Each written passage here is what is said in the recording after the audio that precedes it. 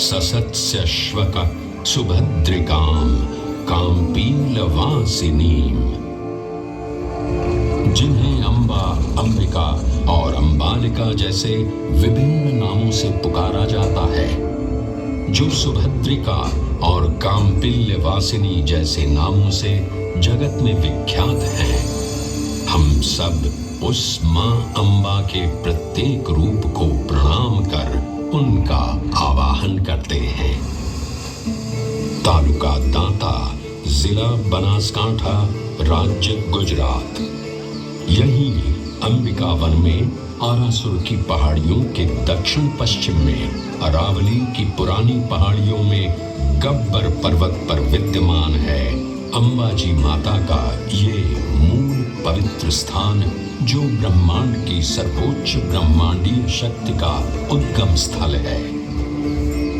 देवी पुराण में वर्णित मां शक्ति के 51 शक्तिपीठों में से एक इस प्राचीन मंदिर में करोड़ों श्रद्धालु मां अम्बा का आशीर्वाद लेने आते हैं। इन शक्तिपीठों के बनने के संदर्भ में अनेक पौराणिक कथाएं जनमानस में प्रचलित हैं। उन्हीं में से एक कथा है प्रजापति दक्ष और मां सती की। एक बार प्रजापति दक्ष ने संसार का पूर्ण रूप से संचालन करने हेतु एक सभा बुलाई। उस सभा में सभी देवी देवताओं के साथ ब्रह्मा, विष्णु और महेश भी उपस्थित थे। प्रजापति दक्ष के आगमन पर सभी उपस्थित देवताओं ने अपने स्थान पर खड़े होकर उनका आदर किया, परंतु भगवान शिव ने ऐसा नहीं किया। इस बात से क्रुद्ध होकर महाराज दक्ष ने कहा, शिव, मेरे आगमन पर सभी उपस्थित देवताओं ने अपने स्थान पर खड़े होकर मेरा अभिनंदन किया, लेकिन तुमने ऐसा न करके मेरा अपमान किया है। तुम जैसे मुंडधारी, गले में नाग को लपेटे, शरीर पर शमशान की भस्म लपेटे प्रेत को तो इस सभा में बुलाना ही नहीं चाहिए था। परंतु मेरे दामाद होने के कारण तुम्हें इस सभा में बैठने की अनुमति मिली। ये सब ज्ञात होते हुए भी तुम्हारा यह दुर्व्यवहार हमें स्वीकार नहीं है।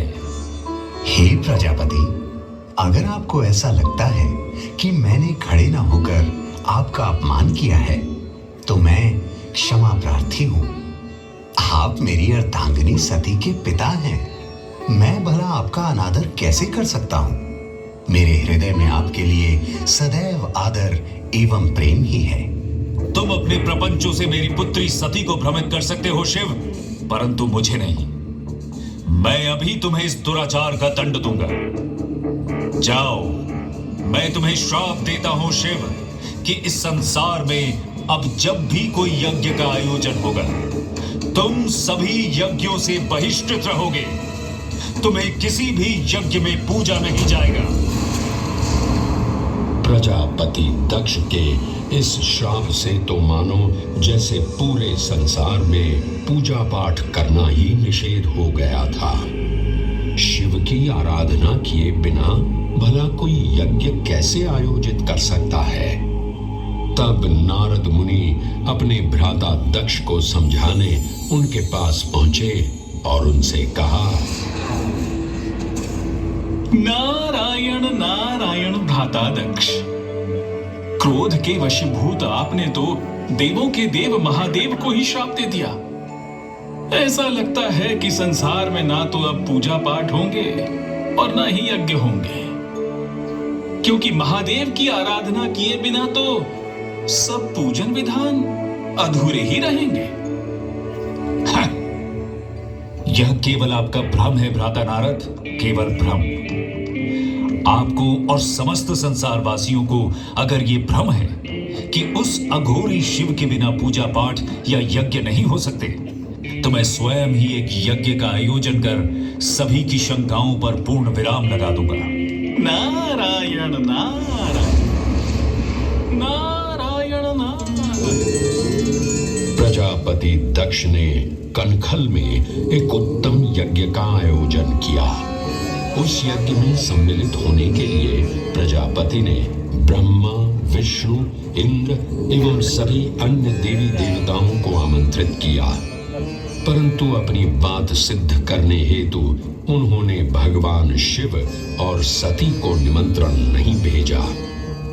जब सती को ये ज्ञात हुआ तो वो स्वयं ही यज्ञ में सम्मिलित होने एवं अपने पिता से मिलने कनखल जा पहुंची।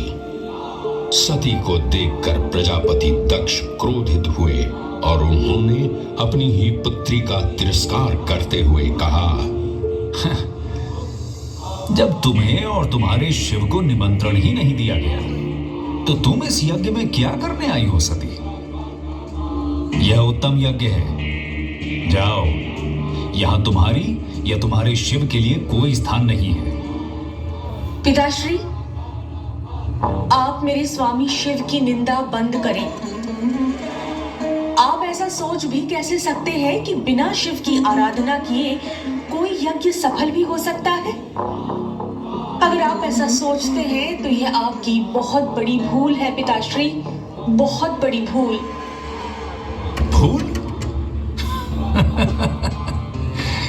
कैसी भूल?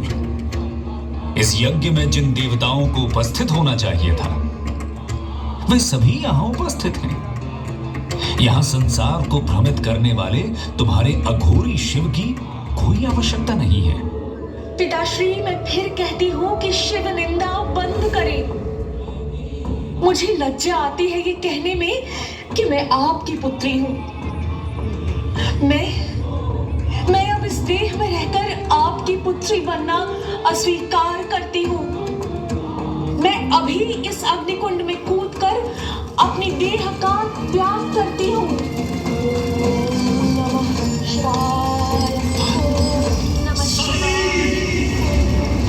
अपमान से पीड़ित सती ने अग्निकुंड में कूदकर प्राणाहुति दे दी। सती की मृत्यु का वृत्तांत जानकर क्रोधित शिव ने प्रलयंकारी तांडव प्रारंभ किया।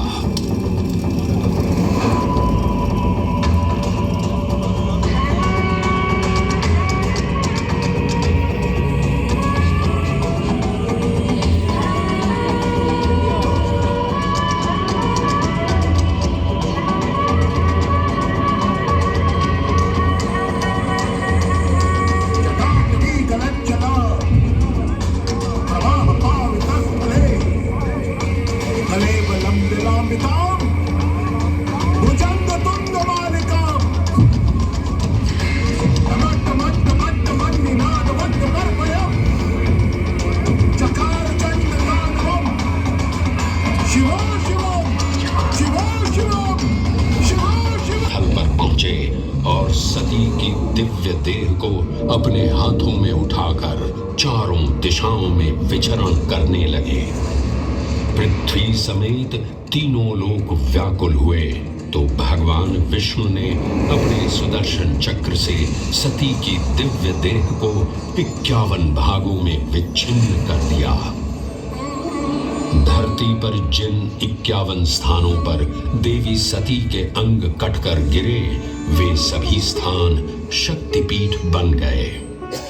तंत्र चूड़ामणि में वर्णन मिलता है कि देवी सती का हृदय गब्बर पर्वत पर इसी स्थान पर गिरा था जहां आज ये प्राचीन मंदिर स्थापित है। 999 सीढ़ियां चढ़ने के बाद भक्त गब्बर पर्वत की चोटी पर पहुंचते हैं, जहां मां अंबा की अखंड ज्योत जो सदियों से प्रज्वलित है, श्रद्धालु उसके दर्शन करते हैं। इस प्राचीन मंदिर में मां अंबा ज्योत स्वरूप विराजमान है। दिव्य ज्योत के साथ साथ गब्बर पर्वत पर मां अंबा के पद चिन्ह एवं रथ चिन्ह भी विद्यमान है। पृथ्वी पर स्थापित देवी के 51 शक्तिपीठ ब्रह्मांडीय शक्ति के केंद्र माने जाते हैं। वैसे तो अधिकांश शक्तिपीठ भारत में ही स्थित हैं, परंतु इनमें से कुछ विदेशों में यानी बांग्लादेश, नेपाल, पाकिस्तान, श्रीलंका और तिब्बत में भी स्थित हैं। प्रत्येक श्रद्धालु की ये मनोकामना होती है कि वो इन 51 शक्तिपीठों के दर्शन कर सके, परंतु वर्तमान समय में इन 51 शक्तिपीठों के दर्शन करना हर किसी श्रद्धालु के लिए संभव नहीं है।